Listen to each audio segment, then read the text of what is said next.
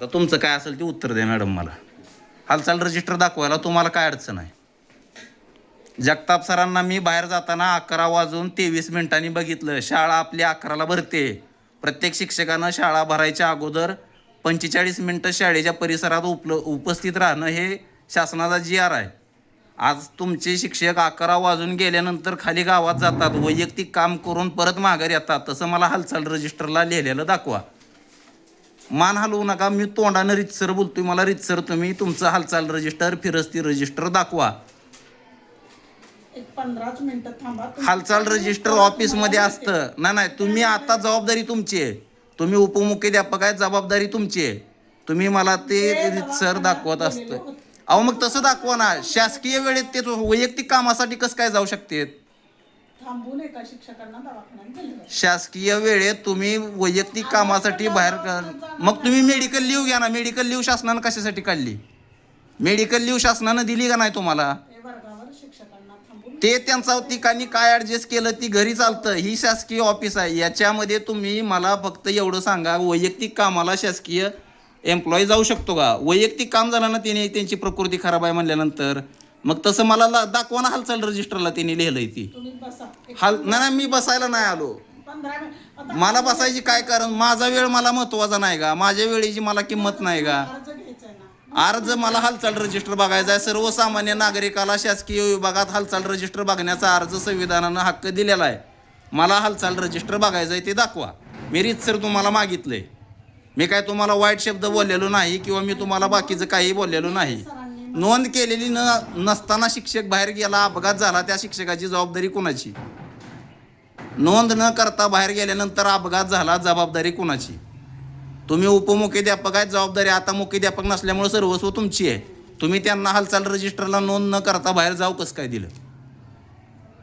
मग त्यांची हालचाल रजिस्टरला मला नोंद दाखवा, ते बाहेर गेले तर. नोंद नाही, मान्य आहे तुम्हाला, नोंद नाही. हे शासकीय नियमाचं उल्लंघन आहे. नोंद हालचाल रजिस्टरला नोंद न करता ते गेले, हे शासकीय नियमाचं उल्लंघन आहे का नाही? तुम्ही मान्य करता. लिगली तुम्ही आता काय ॲक्शन त्यांच्यावर घेणार?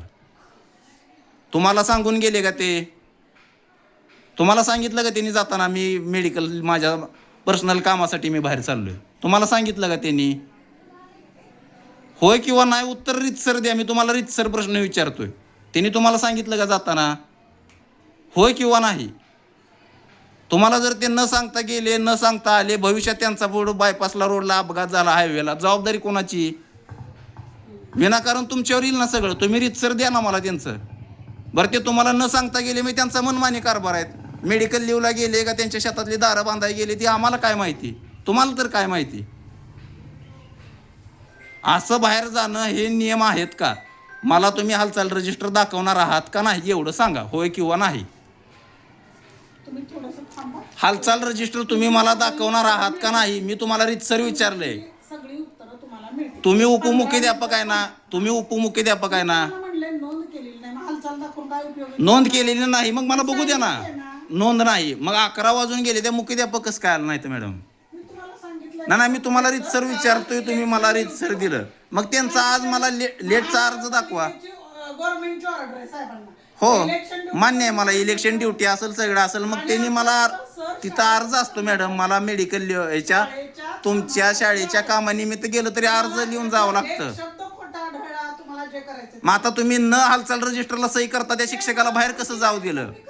मग तुम्ही उपमुख्याध्यापक आहे, तुम्हाला माहित नसतं का स्टाफमध्ये आपल्या कोण हजर आहे, कोण कुठं गेलं, कोण कुठं आलं? मुख्याध्यापक नाही म्हणल्यावर जबाबदारी तुमची आहे ना मॅडम ती.